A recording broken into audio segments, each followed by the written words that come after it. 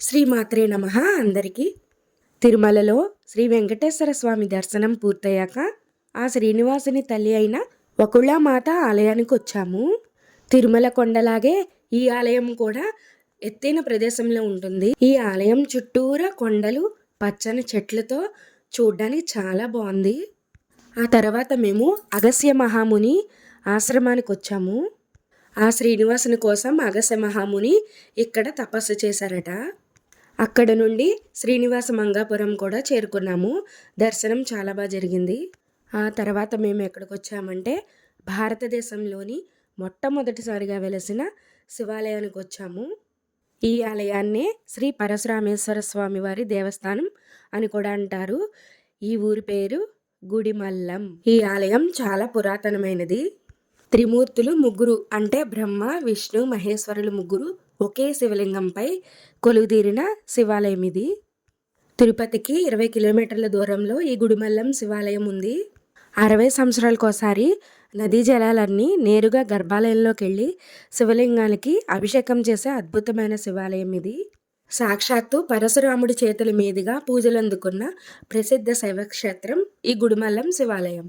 సంవత్సరానికి ఒక్కసారి నేరుగా సూర్యకిరణాలు శివలింగం మీద పడేటట్టు ఏర్పాటు చేయబడ్డ ప్రసిద్ధ పుణ్యక్షేత్రం ఇది. ఈ ఆలయంలో ఉన్న శివలింగాన్ని ఏ పదార్థంతో తయారు చేశారో ఎవ్వరూ ఇప్పటివరకు కనిపెట్టలేదు. శివుడు ఎక్కడా మనిషి రూపంలో ఉన్నట్టు ఏ ఆలయంలోనూ కనిపించదు. కానీ ఈ ఒక్క గుడిమల్లం శివాలయంలో మాత్రం శివుడు మనిషాకారంలో మనకి దర్శనమిస్తాడు. అత్యద్భుతమైన శిల్పశోభితమైన ఈ ఆలయం చాలా సంవత్సరాలు కాలగర్భంలో కలిసిపోయి తర్వాత వెలుగులోకి వచ్చింది. ప్రపంచంలో ఎక్కడా లేని విధంగా 7 అడుగుల శివలింగంపై ఒక చేత్తో పరశు, మరొక చేత్తో గొర్రె పొట్టేలను పట్టుకుని యక్షుని భుజాలపై నిలబడిన రుద్రుని రూపం మనకు దర్శనమిస్తారు. ఈ ఆలయం మీదున్న శిలాశాసనాలు చూస్తే ఈ ఆలయం 3వ శతాబ్దానికి చెందిందని మనకు తెలుస్తుంది. త్రవ్వకాలలో లభ్యమైన శాసనాల ఆధారంగా ఈ నిర్ధారణ జరిగినట్లు తెలుస్తుంది. మరి ఇంతటి ప్రాచీనమైన శివాలయాన్ని మనం అందరం తప్పకుండా దర్శించాలి.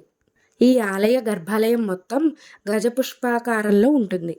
శివుడికి ఇక్కడ అభిషేకాలు కూడా చాలా ప్రత్యేకంగా చేస్తారు. సృష్టి, స్థితి, లయకారకులైన ముగ్గురిని అంటే బ్రహ్మ, విష్ణు, మహేశ్వరుల ముగ్గురిని ఏకకాలంలో దర్శించుకునే ఏకైక శివాలయం ఈ గుడిమల్లం శివాలయం. ఈ ఆలయ స్థల పురాణం ఏంటంటే పరశురాముడు తన తండ్రి జమదగ్ని ఆదేశానుసారం తన తల్లిని రేణుకాదేవిని గొడ్డలితో వధిస్తాడు. జమదగ్ని తపోశక్తితో ఆమెను తిరిగి బతికిస్తాడు. మాతృహత్య పాపాన్ని తొలగించుకోవడానికి పరశురాముడు ఈ ఆలయ ప్రాంగణంలోనే తపస్సు చేస్తూ ఇక్కడ కోనేరులో పూచే ప్రత్యేక తామర పూలతో శివుణ్ణి పూజిస్తూ ఉండగా యక్షుని రూపంలో ఉన్న బ్రహ్మదేవుడు అడ్డుపడతాడు. వీళ్ళిద్దరి మధ్య ఘోరమైన యుద్ధం జరుగుతుంది. మరుగుజ్జు రూపంలో ఉన్న యక్షుణ్ణి పరశురాముడు వధిస్తాడు. ఇది ఈ స్థల పురాణం. మేము తర్వాత అప్పలాయగుంటలో ఉన్న శ్రీ ప్రసన్న వెంకటేశ్వర స్వామి ఆలయానికి వచ్చాము. ఇక్కడ వెంకటేశ్వర స్వామి అభయహస్తాన్ని చూపిస్తూ ఉంటారు. ఆ తర్వాత శుక్రవారం మాకు తిరుచానూరులోని పద్మావతి అమ్మవారి దర్శనం జరిగింది. అమ్మవారి దర్శనం కూడా మాకు చాలా అద్భుతంగా జరిగింది. ఆ రోజు శుక్రవారం అవడం వల్ల చాలామంది భక్తులు ఉన్నారు. మళ్ళీ ఇంకొక అద్భుతమైన వీడియోతో మిమ్మల్ని కలుస్తాను. శ్రీమాత్రే నమః.